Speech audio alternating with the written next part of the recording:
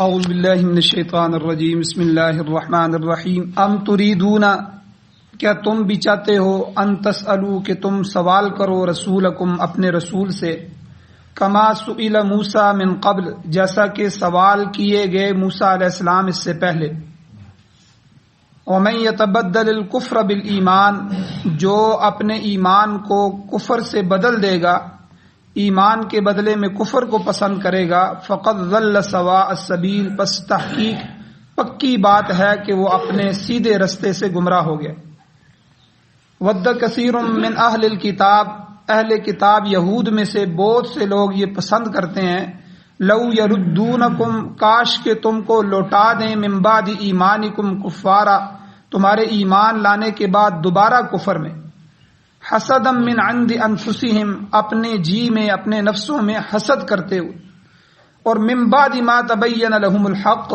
لا علمی اور جہالت کی وجہ سے نہیں بلکہ بعد اس کے کہ واضح ہو گیا ان کے لیے حق بات کے واضح ہونے کے بعد بھی فاعفوا واصفحوا پس تم معاف کرو درگزر کرو حتی یأتی اللہ بامری یہاں تک کہ اللہ آ جائیں اپنے امر کو لے کر ان اللہ علی کل شیء قدیر بے شک اللہ جل شانہ ہر چیز پر قادر ہے واقیموا الصلاۃ وآتوا الزکاۃ تم نماز پڑھتے رہو زکوٰۃ دیتے رہو اور یاد رکھو وما تقدموا لانفسکم جو کچھ تم آگے بھیجو گے اپنے نفسوں کے لیے من خیر کسی نیکی کے کام سے نیک چیز کو نیک کام کو تجدوہ عند اللہ تم اس کو آگے جا کر پا لو گے اللہ کے پاس ان اللہ بما تعملون بصیر بے شک اللہ تعالی جو تم عمل کرتے ہو اس کو دیکھنے والے ہیں ہر کام کو اللہ دیکھنے والے ہیں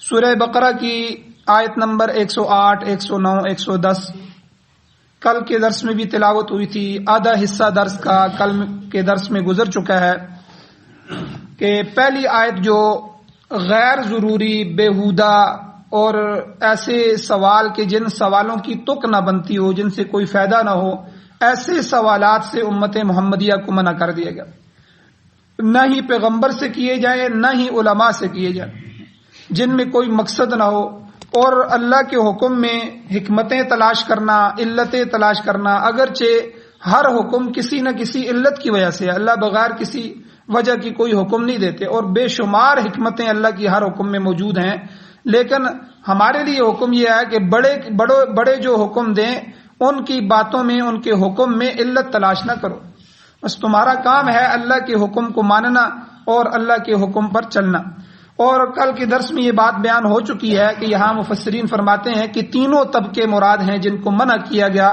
غیر ضروری سوالات سے پرہیز کرنے کا حکم دیا گیا کہ یہودی جو ہے وہ بھی سوال کرتے تھے نبی علیہ الصلوۃ والسلام سے بلکہ صحابہ کو آگے کرتے تھے کہ آپ یہ سوال کریں اچھا یہ پوچھ کے لائیں اچھا اگر یہ بات ہے تو یہ کر کے لائیں تو صحابہ کو بھی منع کیا گیا کہ آپ ان کی باتوں کی طرف توجہ نہ دیں ان کو بھی روکا گیا کہ تم حضور علیہ السلام سے جیسا کہ تم نے اپنے پیغمبر موسیٰ علیہ السلام کو تنگ کیا اس طرح پیغمبر علیہ الصلوۃ والسلام سے بھی سوالات نہ کرو دوسرا مشرکین مکہ مفسرین فرماتے ہیں کہ یہاں مراد مخاطب جو ہیں مشرکین مکہ بھی ہیں کہ وہ بھی طرح طرح کے بے جا سوالات کرتے تھے تو اس لیے ان کو بھی روک دیا کہ جو ہے اس طرح کے سوال نہ کرو اور خود تیسرا طبقہ صحابہ اکرام کا اہل ایمان کا مراد ہے کہ اہل ایمان بھی جو ہے وہ سوال کرتے تھے اور بعض دفعہ وہ سوال موقع کی مناسبت سے ٹھیک نہیں ہوتا تھا اس لیے جو ہے حضور علیہ السلام نے ان کو بھی منع کیا کہ غیر ضروری سوال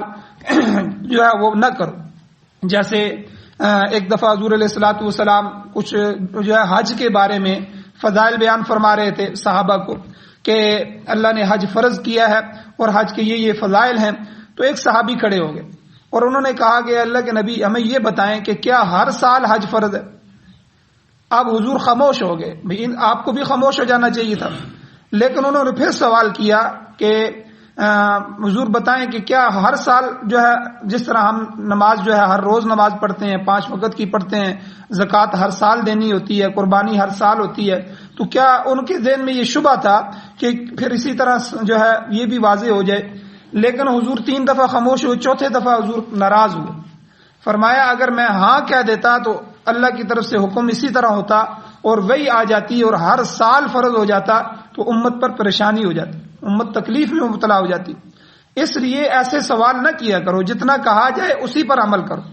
پھر صحابہ ڈر گئے اور قرآن مجید میں بھی اللہ نے منع فرما دیا. تو پھر میں نے کل ذکر کیا تھا کہ کل 12 سوال ملتے ہیں پورے قرآن مجید میں جو یسألونک، کہ اے نبی وہ آپ سے آ کر سوال کرتے ہیں، عن المحیض، عن الخمر، عن الیتامى. ٹھیک ہے، یہ چند سوالات 12 سوال ہیں جو صحابہ، ورنہ صحابہ اس چیز کو پسند کرتے تھے کہ کوئی دیہاتی آدمی آئے، کیونکہ دیہاتی جو ہوتا ہے وہ شہری آدمی جو ہے اس کے اور حساب ہوتے ہیں، جو شہر ہی کے اندر پیدا ہوا ہو، شہر کے اندر پلا ہو. دیہاتی آدمی جو ہے وہ کسی چیز سے شرماتا نہیں ہے، تو اس طرح کئی دفعہ سوال کرنا شروع کرتا ہے اور اس کو ادب بھی اتنا نہیں ہوتا. اس لیے کئی دفعہ صحابہ میں سے جو دیہاتی صحابی تھے وہ آتے تھے اور آ کر کھلے دل سے حضور سے سوال کرتے تھے. حضور ان کا برا نہیں مانتے تھے، کیونکہ دیہات کے جو لوگ ہوتے ہیں ان میں کھلا پن ہوتا ہے اور سادگی ہوتی ہے اور اس طرح کی جو چیزیں ہوتی ہیں. تو حضرت اشرف علی تھانوی رحمۃ اللہ علیہ بہت بڑے اللہ والے، بہت بڑے پیر بھی گزرے ہیں. تو حضرت کے اصول بڑے سخت تھے، بہت سخت اصول تھے. تو جو چیزیں طے تھیں اور ان چیزوں میں سے کوئی مرید ہو یا خلیفہ ہو وہ ادھر ادھر کر دیتا تو بس پھر حضرت کا پارا چڑھ جاتا. وہ تو بہت سخت ناراض ہوتے تھے. بعض دفعہ اس کی جو ہے بیعت ختم کر دیتے تھے کہ بھئی تم ادھر نہیں ہو سکتے، جاؤ کہیں اور جا کے بیعت کرو. تو لیکن جو دیہاتی تھے، دیہاتی جب آتے تھے تو حضرت اپنے اصول چھوڑ دیتے تھے، کیونکہ دیہاتیوں کی اصلاح کرنا اصولوں کے ساتھ یہ ذرا مشکل ہوتا ہے. تو اس طرح کے بہت سارے واقعات موجود ہیں حضرت تھانوی رحمۃ اللہ علیہ کے، اشرف علی تھانوی رحمۃ اللہ علیہ کے. ایک دیہاتی آیا، اس نے جو ہے مسجد کا کام لگا ہوا تھا، حضرت دور بیٹھے ہوئے تھے، مستریوں کو ہدایات دے رہے تھے، تو کچھ مجمع بھی لگا ہوا تھا. تو آ کے اس نے مستری سے پوچھا، ابے یار یہ بتا ادھر تھانوی کون ہے؟ تو اس نے کہا کہ بھئی وہ بیٹھے ہوئے ہیں. تو اس نے کہا کہ وہ تو تھانوی نہیں ہو سکتا. تو بہرحال اس نے مستری نے سمجھایا کہ وہی ہیں، آپ وہاں جائیں. تو ان کو جا کے کہا اس دیہاتی نے کہ سچ سچ بتاؤ کہ تو ہی تھانوی ہے. اب دیکھیں دیہاتی کا انداز ہے. انہوں نے کہا میں ہی تھانوی. نہیں، وہ تو گورا چٹا سا تھا، پہلے میں ایک دفعہ وہ سال پہلے میں نے اس کو دیکھا تھا، وہ تو چٹا گورا سا تھا، تو تیرا تو رنگ اس طرح کا نہیں ہے. تو حضرت تھانوی نے کہا کہ اس زمانے میں میرا صحت تھی، جو ہے آج سے کتنے سال پہلے تو نے دیکھا، تو آج میرے اوپر بڑھاپا ہے، تو اس لیے جو ہے رنگ، صحت، ہر چیز جو ہے وہ ڈاؤن ہو گئی ہے. تو اس نے کہا کہ نہیں، تو قسم اٹھا تو تھانوی. تو یعنی یہ دیہاتیوں کا انداز ہوتا ہے، تو ان کو یہ انداز ہوتے ہیں دیہاتیوں کے. تو اس طرح صحابہ اکرام میں جو ہے اب حضرت تھانوی جو ہے اس سے معزوز ہو رہے ہیں، لوگ بھی معزوز ہو رہے ہیں اور وہ بھی معزوز ہو رہے ہیں، ایک قسم کا جو ہے لوگوں کو. تو اب اسی طرح ایک اور واقعہ حضرت تھانوی رحمۃ اللہ علیہ لکھا کہ ایک مرید تھا جو دیہات سے سال کے بعد آتا تھا، تو حضرت کی جو ہے مجلس میں کئی دن پھر رہتا تھا. تو وہ آتے ہوئے جو ہے وہ لڈو بنا کے لے آتا. حضرت تھانوی کا سخت اصول تھا، تحفے میں ہدیہ کوئی لے کے آتا اس کا قبول نہیں کرتے تھے، چاہے کروڑوں روپے کوئی پیش کرے. ہدیے کے لیے اصول تھا کہ پہلے تم مجلس اختیار کرو، مناسبت پیدا ہو جائے تو بیعت کر لو، بیعت کرنے کے بعد جب ہدیہ دینا ہو یہاں آ کے مجھ سے نہ پوچھو کہ ہدیہ، وہاں اپنے علاقے میں جاؤ، وہاں سے مجھے خط لکھو کہ حضرت میں آپ کو کچھ ہدیہ پیش کرنا چاہتا ہوں، میرے علاقے میں یہ فلاں فلاں چیز ہے، آپ کی ضرورت کیا ہے کہ میں وہ چیز آپ کو ہدیہ پیش کروں اور اتنے قیمت کے اندر میں پیش کرنا چاہتا ہوں، مجھے بتاؤ تاکہ میں وہ چیز بتاؤں اتنی قیمت میں ہو جتنی میں تم دے سکتے ہو. پھر اس کے بعد جو ہے حضرت اس کو جواب دیتے تھے، پھر وہ ہدیہ لے کے آتا، پھر قبول کرتے تھے. اس طرح نہیں کہ ہر کی.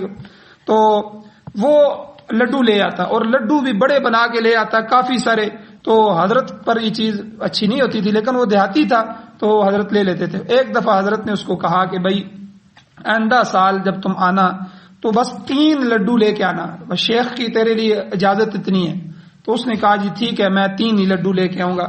تو اگلے سال جب وہ آیا تو وہ چونکہ گھر میں بناتے تھے تو پہلے تو چھوٹے چھوٹے لڈو تھے، اتنی مقدار کے 3 لڈو بنا کے لے آیا، بڑے بڑے. تو حضرت تھانوی ہنسے اور سارا واقعہ لوگوں کو بھی سنایا، لوگ بھی بڑے ہنسے کہ بھئی دیکھو اب میں نے اس کو روکا کہ اس پر مشقت نہ ہو، بیچارہ غریب آدمی ہے، کہاں سے اتنی محنت کرتا ہوگا. تو میں نے اس کو روکنے کی کوشش کی، اجازت اس لیے دی کہ رکے گا یہ ہے نہیں، تو اس لیے ایک مخلص آدمی ہے، لے کے ضرور آئے گا. تو 3 کی مقدار طے کر دی کہ صرف 3 لے کے آنے. تو اب اس نے پھر 3 بڑے بڑے بنا دی. تو یہ دیہاتی لوگوں کا انداز ہوتا ہے. تو صحابہ میں بھی جو دیہاتی تھے، دیہات سے آتے تھے، تو صحابی جب سوال سے رک کے تو پھر وہ یہ پسند کرتے تھے کاش کوئی دیہاتی آئے اور حضور سے سوال کرے اور ہمیں وہ سوال جو ہے اس کے بعد جوابات پتہ لگے. تو بہرحال یہ چیز کل کے درس میں گزری. آج کے درس میں اگلی جو 2 آیتیں ہیں، ایک آیت کے ود کثیر من اہل الکتاب، اللہ کہتے ہیں اہل کتاب میں سے، یہودیوں میں سے بہت سے لوگ اس کو پسند کرتے ہیں، لو یردونکم من بعد ایمانکم کفارا، کہ تم جو ایمان لے آئے ہو نا، تمہارے ایمان کے بعد تمہیں دوبارہ کافر بنا دیں، تمہیں کفر کی طرف لوٹا دیں. اور یہ کوشش صرف جو ہے اس وقت نہیں کی کہ مسلمان کمزور ہو جائیں، جو ایمان لا چکے ہیں وہ بھی سابقہ دین میں پلٹ جائیں، بلکہ یہ نزول قرآن کے وقت نہیں، آج بھی جو ہے اہل کتاب ہمیشہ مسلمانوں کو پھلتا پھولتا بالکل نہیں دیکھ سکتے. اسلام کو کے ساتھ ان کے انتہائی نفرت ہے. آج تک ان کی یہ کوشش جاری ہے کہ کسی طرح مسلمانوں کو دوبارہ کفر کی طرف لٹایا جائے. دنیا میں جتنی بھی ان کی مشینریاں کام کر رہی ہیں، جتنی بھی NGOs کام کر رہی ہیں، یہ سب اسی کے لیے کام کرتے ہیں. اور دوسرے مقام پہ اللہ نے فرمایا ہے فَتَكُونُونَ سَوَاءً، وہ چاہتے ہیں کہ سب برابر ہو جائیں، یعنی اہل کتاب اور یہودی چاہتے ہیں دنیا میں سب برابر. اور یہ جو ہے آج کے زمانے میں یہ جو دجال کے لیے کوششیں ہو رہی ہیں، تو ان کا یہ سسٹم اور سیٹ اپ جو ہے آپس میں ان کا طے ہے کہ پوری دنیا کو گلوبل ورلڈ بنایا جائے، پوری دنیا ایک محلہ بن جائے، اور پوری دنیا میں جو ہے ایک ہی دین نافذ ہو، دجال کا دین، اور پوری دنیا میں جو ہے ایک ہی کلچر چلے، یہ جو یورپ کا جو کلچر ہے، اور ایک ہی سکہ ہو، جتنے بھی سکے ہیں ختم ہو جائیں، بس ایک سکہ جو ہے بنایا جائے وہی چلے. اس کے لیے یہودی کوشش کر رہے ہیں اور کافی حد تک وہ کامیاب بھی ہو رہے ہیں. تو یعنی اللہ قرآن میں 1400 سال پہلے فرما دیا کہ فتکونون، وہ کہتے ہیں کہ سواء، سب برابر ہو جائیں. تو فرمایا اہل کتاب کی اس گندی ذہنیت کے پیچھے ان کی ایک اور خباثت ہے. یہ ویسے ہی نفرت نہیں کرتے مسلمانوں سے، حسدا من عند انفسہم، کہ ان کے جانوں میں، ان کے سینوں میں اسلام اور حضور علیہ الصلوۃ والسلام اور قرآن مجید کے بارے میں حسد چھپا ہوا. اور حسد کی وجہ سے وہ یہ چاہتے ہیں کہ اسلام دنیا سے ختم ہو جائے، اسلام مٹ جائے، مسلمان ختم ہو جائے، یا مسلمان دوبارہ کافر بن جائے. تو یہ اللہ نے اس آیت کے اندر واضح بیان. اور پھر آگے اللہ نے وضاحت فرمائی کہ بعض دفعہ ایسا غلط فہمی کی وجہ سے بھی ہو سکتا ہے، لا علمی کی وجہ سے بھی ہو سکتا ہے کہ اسلام کی جو ہے ہو سکتا ہے ان کو اسلام کا پتہ ہی نہ ہو اور حضور کا پتہ ہی نہ ہو، کم علمی اور جو ہے کم فہمی کی وجہ سے وہ حسد کرنا شروع کر دیں. فرمایا نہیں، بلکہ من بعد ما تبین لهم الحق، اللہ کہتے ہیں یہ سب کچھ حق کے اظہار کے بعد کر رہے ہیں، یعنی حق ان پر واضح ہو چکا ہے. حضور کو اس طرح پہچانتے ہیں جس طرح اپنے بچوں کو پہچانتے ہیں، اور ان کو پتہ ہے کہ یہی حضور ہیں، یہی نبی ہیں جن کے ہم منتظر تھے. اتنا پہچاننے کے باوجود وہ جو ہے حضور سے حسد کرتے ہیں، اور اس کے باوجود جو ہے وہ اسلام اور حضور کے اور قرآن کی مخالفت کر رہے ہیں. اور حسد کس وجہ سے؟ صرف اس وجہ سے کہ ہم تو انتظار میں تھے کہ نبوت بنو اسحاق میں آئے گی، وہ آخری نبی ہم میں سے آئے گا، لیکن نبوت بنو اسماعیل میں سے کیوں آ گئی؟ تو اس لیے مفسرین اکرام فرماتے ہیں کہ حسد جو ہے 2 وجہوں کی بنا پر ہوتا ہے. 2 وجہ. پہلی یہ کہ فلاں نعمت جو ہے یہ فلاں آدمی کو کیوں ملی ہے، اس سے حسد پیدا ہوتا ہے. اللہ نے اس کو دولت کیوں دے دی، اس کے بچے اچھی نوکری پہ کیوں لگ گئے، اس کو سرکاری نوکری کیوں مل گئی، اس کو یہ چیز کیوں مل گئی، ان کے پاس تو گاڑی آ گئی ہے، کیوں آ گئی ہے. پھر اس کے زوال کی تمنا کی جاتی ہے، یہ سب کچھ ان سے ختم ہو جائے. اب وہ حسد کرتا ہے، یہ ایک وجہ. دوسری وجہ یہ ہے کہ فلاں نعمت اس کے بجائے مجھے ملنی چاہیے تھی، اس کو نہیں ملنی چاہیے تھی، مجھے ملنی. یاد رکھیں ایسی خواہش اسلام میں حرام ہے. ایسی خواہش رکھنا کہ فلاں کو یہ چیز نہ ملے اور اس کے بدلے میں مجھے ملنی چاہیے تھی، یہ حرام ہے، یہ اخلاقی بیماری ہے. ابن ماجہ شریف کی روایت ہے، حضور علیہ الصلوۃ والسلام کی حدیث ہے، الفاظ آتے ہیں ان الحسد یأکل الحسنات کما تأکل النار الحطب. حضور نے فرمایا حسد نیکیوں کو اس طرح کھا جاتا ہے جس طرح خشک لکڑی کو آگ کھاتی ہے. حسد کتنی بری چیز ہے، حضور نے مثال دے کے سمجھایا کہ جس طرح عام سبز لکڑی کو تو آگ اتنی جلدی نہیں پکڑتی، خشک بالکل خشک لکڑی ہو وہ تو آگ اس طرح کھاتی ہے کہ جس طرح جو ہے بالکل نظر آتا ہے کہ اس کو کھا رہی ہے. تو حضور نے مثال دی کہ نیکیوں کو حسد ختم کر دیتا ہے. اور امیہ بن ابی سلط عرب کا عظیم شاعر تھا، حکیم تھا، اس کا واقعہ پیچھے گزرا ہے. خدا کو مانتا تھا، قیامت کا تصور اس کے ذہن میں موجود تھا، سچے مذہب کا متلاشی تھا، کبھی تورات کا مطالعہ کرتا، کبھی انجیل کا، کبھی اہل کتاب سے گفتگو کرتا تاکہ حق کو پا سکے. مگر جب اللہ نے حضور علیہ الصلوۃ والسلام کو نبوت سے سرفراز فرمایا تو یہ شخص حسد کی آگ میں جلنے لگا. یہ چاہتا تھا کہ وہی اس پر نازل ہونی چاہیے تھی، ان پر کیوں نازل ہو. محض حسد کی وجہ سے اس دین کا مخالف ہو. تو حسد تو قطعاً حرام ہے، یاد رکھیں، حسد بالکل جائز نہیں ہے. لیکن دو چیزیں اور ہیں وہ جائز ہیں، اس سے ملتی جلتی ہیں. ان کو کہتے ہیں غیبتہ. غیبتہ اور رشک کرنا، رشک اور غیبتہ یہ دو چیزیں ہیں. غیبتے کا کیا مطلب ہے؟ غیبتہ کا مطلب یہ ہے کہ کوئی شخص کسی کے پاس نعمت دیکھے پھر یہ تمنا کرے کہ اے اللہ یہ نعمت جو آپ نے میرے بھائی کو دی ہے اس کو نصیب فرما، اور اس جیسی نعمت مجھے بھی عطا فرما. اس کو غیبتہ کہتے ہیں. یعنی اپنے بھائی کے لیے دعا کرے کہ یا اللہ اس کے بچے اچھی پوسٹوں پہ لگ گئے، یا اللہ ان کے بچوں کو نصیب فرما، تو مجھے بھی میری اولاد کو بھی جو ہے اچھی جو ہے نوکریاں عطا فرما. یا جو ایمان کے اندر بھی غیبتہ. تو غیبتہ جو ہے یہ حسد نہیں ہوتا، اس سے ہٹ کے ہوتا ہے. تو یہ جائز ہے کہ کوئی آدمی کسی کی بہتری دیکھتا ہے تو اس کے لیے دعا کرتا ہے کہ یا اللہ اس کو محروم نہ فرما مگر مجھے بھی نصیب فرما. تو بزرگان دین فرماتے ہیں ما خلا جسد عن حسد، کوئی جسم بھی حسد سے خالی نہیں ہوتا. حسد جو ہے ہر جسم میں ہوتا ہے، اس لیے علماء اس کو یا نیک لوگ روکتے رہتے ہیں. اور تعوذ کی تلقین فرمائی گئی ہے قرآن میں. کیا فرمایا اللہ نے؟ ومن شر حاسد اذا حسد، سورہ فلق کے اندر، کہ اے اللہ میں حاسد کے حسد سے تیری پناہ چاہتا ہوں. دعا سکھلائی کہ اللہ سے حاسد کے حسد سے پناہ مانگو. ومن شر حاسد، اور حسد کرنے والے کے شر سے، اذا حسد، جب وہ حسد کرنے لگے، اے اللہ میں آپ کی پناہ میں آتا ہوں. تو غیر مسلم قومیں جو ہے وہ حاسد اقوام ہے. جیسا کہ عرض کیا ہے کہ غیر مسلم قوموں میں مسلمانوں کے خلاف حسد کی آگ نزول قرآن کے زمانے سے لے کر آج تک برابر بھڑک رہی ہے. اور آپ کو معلوم ہے کہ اس وقت جو ہے امریکہ، برطانیہ، جرمنی، فرانس، یہ جو عیسائی طاقتیں ہیں اربوں روپے، کھربوں روپے اس مقصد کے لیے خرچ کر رہی ہیں کہ کسی طرح مسلمان قوم کا تعلق قرآن کریم سے منقطع کر دیا جائے. مستشرقین کا فتنہ ہے، یعنی کتنے فتنے انہوں نے بنائے. نمبر 1 مستشرقین کا فتنہ، ڈاکٹر ذاکر نائک ہے، جاوید احمد غامدی ہے، یا اسی طرح جو ہے فرت ہاشمی ہے وہ عورت، یہ سارے ان کی یونیورسٹیوں سے پڑھے ہوئے ہیں. یعنی یہ مستشرقین اس کو کہتے ہیں کہ جو مشرق کے رہنے والے ہوں لیکن علم دین انہوں نے مغرب سے حاصل کیا.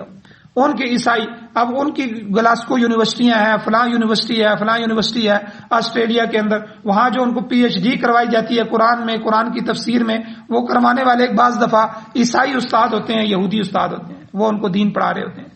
تو اب وہ جو اپنے اپنے ملکوں میں جاتے ہیں وہاں جا کے پھر نکتہ چینی کرتے ہیں اور جو ہے قرآن پاک پر اعتراض اٹھاتے ہیں اور بعض ایسی چیزیں مسلمانوں میں داخل کرتے ہیں کہ جو اسلام کے نام پہ، تاکہ ان کا ایمان ختم ہو جائے. امیر شکیب ارسلان رحمۃ اللہ علیہ بہت بڑے جو ہے ایک آدمی گزرے ہیں، بہت ساری کتابیں لکھی ہیں. انہوں نے ایک کتاب لکھی الحاضر العالم الاسلامی، کہ عالم اسلامی جو ہے پوری دنیا کا، اس میں جو حاضرات ہیں اس کی کیا. تو اس میں انہوں نے لکھا ہے کہ یورپی عیسائی اور یہودیوں نے پیغمبر خدا علیہ الصلوۃ والسلام کی سیرت طیبہ کو مسخ کرنے کے لیے اور قرآن پاک کے رد میں، قرآن پاک کی مخالفت میں 6 لاکھ کی تعداد میں کتابیں شائع کی. آپ اندازہ لگائیں کہ دوسرا حملہ ان کا یہ ہوتا ہے کہ کتابیں شائع کرو، اور یہ کتابیں شائع کر کے ان کے اندر داخل کرو تاکہ مسلمان اسلام سے بدظن ہو جائیں. اور ان کا مقصد یہ ہے کہ مسلمان اگر عیسائیت قبول نہ بھی کریں تو کم از کم مسلمان اپنے اسلام کی حیثیت میں باقی نہ رہے. اور اسی طرح تیسری چیز، مشینری، اسپتال اور مشینری جو ہے سکول وغیرہ وہ سب اسی مقصد کے لیے چل رہے ہیں کہ لوگوں کو لالچ دے کر عیسائیت کی طرف جو ہے مائل کیا جائے. اور ایک حملہ اسلام پر مسلمانوں پر ان کا فلم انڈسٹری کے ذریعے. فلم انڈسٹری میں جو ہے جتنی بے حیائی پیدا کی جا سکتی ہے اتنی بے حیائی پیدا کرو فلموں کے ذریعے تاکہ مسلمان معاشرے میں سے حیا نکل جائے. اور جب حیا چلی جاتی ہے تو حضور علیہ الصلوۃ والسلام نے کیا فرمایا؟ اذا لم تستحی فاصنع ما شئت. جب تو بے حیا ہو جائے تو پھر تیری مرضی ہے جو تو مرضی کرتا رہے. بے حیا انسان سے کسی چیز کی بھی توقع نہیں کی جا سکتی, وہ کچھ بھی کر سکتا ہے. تو یہ فلم انڈسٹری.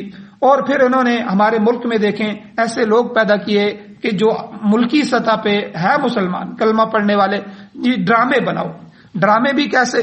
جس میں ساس اور بہو کے جھگڑے دکھائے جاتے ہیں اور طلاقیں دکھائی جاتی ہیں, ٹھیک ہے, اور جو ہے شادی سے پہلے ایک عورت کے کسی کے ساتھ تعلقات بتائے جاتے ہیں, پھر شادی کے بعد بیوی اس کی ہے اور تعلق دوسرے کے ساتھ رکھ رہی ہے, تو یعنی اس کے ساتھ عشق کیا جا رہا ہے. پھر اس عشق کو بڑھاوا دیتے ہیں, دیکھو جی بیوی نکاح اس کے ساتھ ہوا ہے, اس کا عشق کتنا مبارک ہے کہ وہ سچے پیار کرتے ہیں.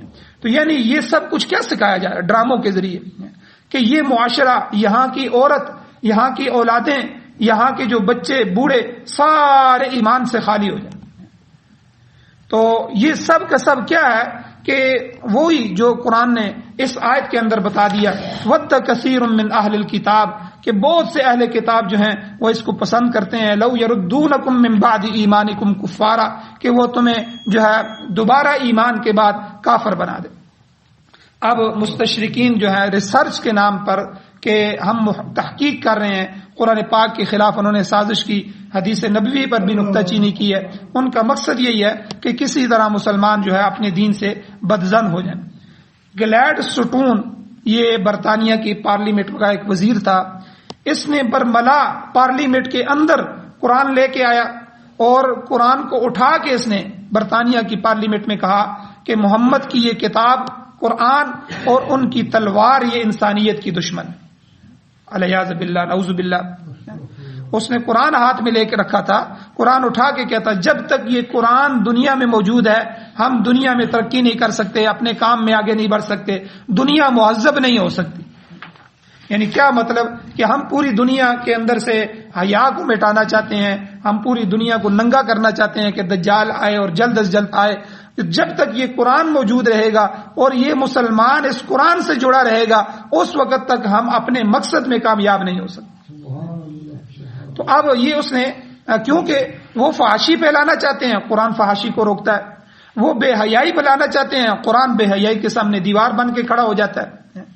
تو وہ فحاشی اور عیاشی کو اپنی تہذیب سمجھتے ہیں, تہذیب کہتے ہیں, اور پوری دنیا کو ایسا ہی مہذب بنانا چاہتے ہیں جیسے وہ خود ننگ دڑنگ ہے, تو کہتے ہیں پوری دنیا بھی اسی طرح ہو جائے. تو اب ان کی یہ خواہش ہے, اب اس خواہش کے سامنے سب سے بڑی رکاوٹ جو ہے وہ اللہ کے نبی کی حدیث سیرت ہے اور قرآن مجید. تو اس نے یہ برملا کہا ہے کہ جب تک یہ قرآن, اور دوسرے اس نے کہا کہ حضور کی تلوار, یعنی یہ جہاد سے اتنا ڈرتے ہیں یہ خبیث کہ مسلمان کہیں تلوار لے کے ہمارے سامنے کھڑا نہ ہو جائے, کیونکہ ایمان والا جب ایمان کے ساتھ تلوار لے کر جہاد فی سبیل اللہ کے میدانوں میں اترتا ہے تو پھر وہ اپنی جان کو بھی نہیں دیکھتا, کیونکہ وہ اللہ سے اپنی جانوں کے سودا کر چکے ہوتے ہیں مجاہدین.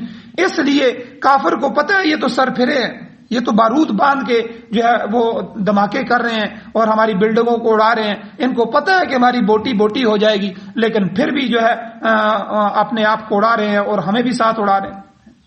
ان کے دل کے اندر نہ دنیا کی خواہش باقی رہی ہے نہ اولاد کی رہی ہے, اور یہ اللہ سے ایسا سودا کر چکے. تو اس لیے اس نے یہ دونوں چیزیں کہیں کہ جو ہے مسلمان کو جب تک قرآن سے دور نہیں کیا جائے گا اور جہاد سے, اللہ کے نبی کی تلوار سے دور نہیں کیا جائے گا. اور اسی لیے حضور علیہ السلام نے فرمایا لو ترکتم الجہاد لسلط اللہ علیکم الذلہ, کہ جب تم جہاد چھوڑ دو گے اللہ تم پر ذلت مسلط کر دیں گے, تمہیں ان قوموں کے غلام بنا دیں گے. آج ہم نے جہاد چھوڑ دیا اور اللہ کے نبی کے دین کو جو ہے اس کے غلبے کے لیے محنت کو چھوڑ دیا, اور جو ہے میدانوں میں نکلنا چھوڑ دیا تو اللہ نے ہمیں یہاں ہی ذلیل کر دیا. قرضوں کے اندر ہم دسے ہوئے ہیں, پورا ملک جو ہے وہ جکڑا ہوا ہے, اور ہم ان قوموں کے غلام ہیں اور بار بار جا کر ان کے پاؤں پکڑتے ہیں, ان سے معافیاں مانگتے ہیں, ہمیں قرضے دو, ہمارے ملک نہیں چل رہا, ہمارے معاملات خراب ہیں. تو پوری دنیا میں جو ہے جگ ہنسائی ہو رہی ہے اور جو ہے بار بار جا کر ان سے قرضے مانگ رہے ہیں. پورا ملک جو ہے ان سود کے اندر اور سود کے قرضوں کے اندر جکڑا ہوا ہے. تو آگے اللہ نے فرمایا اے مسلمانوں بس فعفو, تم معاف کر دو, وصفحو, درگزر کرو, حتی یأتی اللہ بامری, یہاں تک کہ اللہ اپنا حکم لے آئے. گویا مسلمانوں کو انتقامی کارروائی کے بجائے حکم الہی کا انتظار کرنے کو کہا گیا. آخر اللہ کا حکم آ گیا اور پھر مدینہ طیبہ بلکہ پورے عرب کو یہودیوں سے اور نصرانیوں سے پاک کر دیا گیا. حضور نے مدینہ سے یہودیوں کو نکالا, پھر حضرت عمر رضی اللہ تعالیٰ نے خیبر سے بھی نکالا اور کہا کہ حضور نے فرمایا جزیرہ عرب کو خالی کرو, اور پھر ان کو نکالا گیا, ان کو مارا گیا, اور پھر اللہ کا حکم آیا ان اللہ علی کل شیء قدیر, اللہ ہر چیز پر قدرت رکھتے ہیں. آخری آیت میں اللہ فرماتے ہیں واقیموا الصلاۃ وآتوا الزکاۃ, بس تم نماز پڑھتے رہو, زکوٰۃ دیتے رہو. تمہاری طاقت کی جو منبع ہے یہی دو چیزیں, انہیں مضبوطی سے تھام لو. تمہاری جو قوت کا دار و مدار ہے وہ تعلق باللہ پر ہے. جتنا اللہ کے ساتھ تمہارا تعلق مضبوط ہوگا, اور نماز اور زکوٰۃ اس کا مظہر ہے. نماز کسی حالت میں بھی معاف نہیں ہے, ٹھیک ہے, اسے وقت پر ادا کرتے رہو. اگر صاحب نصاب ہو تو زکوٰۃ ادا کرو. بخل جیسی جو کبھی بیماری ہے اس کا علاج یہی ہے کہ بندہ اپنے مال میں سے زکوٰۃ دے. تو غیر مسلم جو اقوام ہیں انہوں نے جو مادی ترقی کی ہے اسی وجہ سے کی ہے کہ انہوں نے اپنوں کا خیال رکھا ہے اور ان پر جو ہے مال خرچ کیا ہے. تو اس لیے اسلام نے بھی کہا ہے کہ اللہ کے سامنے جھکو, سجدہ کرو, رکوع کرو, نماز پڑھو, اور ساتھ ساتھ جو ہے اپنے مال کو بھی خرچ کرو. آخری جملہ اللہ نے بڑا عجیب فرمایا وما تقدموا لانفسکم من خیر تجدوہ عند اللہ, تم اپنے نفسوں کے لیے جو بھی بھلائی, جو بھی نیکی, جو بھی عمل آگے بھیجو گے, کوئی نیکی, کوئی عمل, کوئی صدقہ, کوئی خیرات کرو گے, نماز ادا کرو گے, اللہ کا قانون ہے کہ وہ کسی کے عمل کو ضائع نہیں کرتا. اس کا واضح اعلان ہے من یعمل مثقال ذرۃ, ایک ذرے کے برابر بھی کیا ہوا عمل ضائع نہیں ہوگا, بلکہ انسان اپنا ہر اچھا یا برا عمل قیامت کے دن دیکھ لے گا.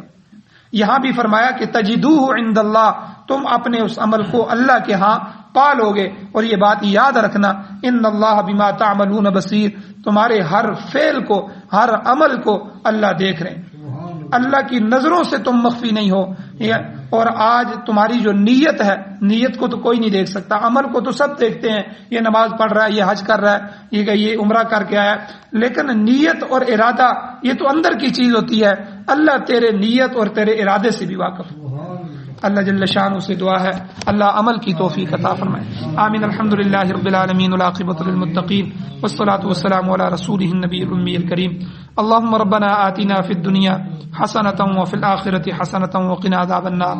یا اللہ ہماری کمیوں کوتاہیوں کو معاف فرمائیے, یا اللہ درگزر فرمائیے, یا اللہ صغیرہ کبیرہ گناہوں کو معاف فرمائیے, یا اللہ قرآن و سنت سے محبت نصیب فرمائیے, قرآن و سنت کا غلبہ نصیب فرمائیے. قرآن و سنت کو یا اللہ سننے, سمجھنے اور اس پر عمل کرنے, اس کی اشاعت کرنے, اس کی حفاظت کرنے, اس کو پھیلانے کی ہمیں توفیق نصیب فرمائی.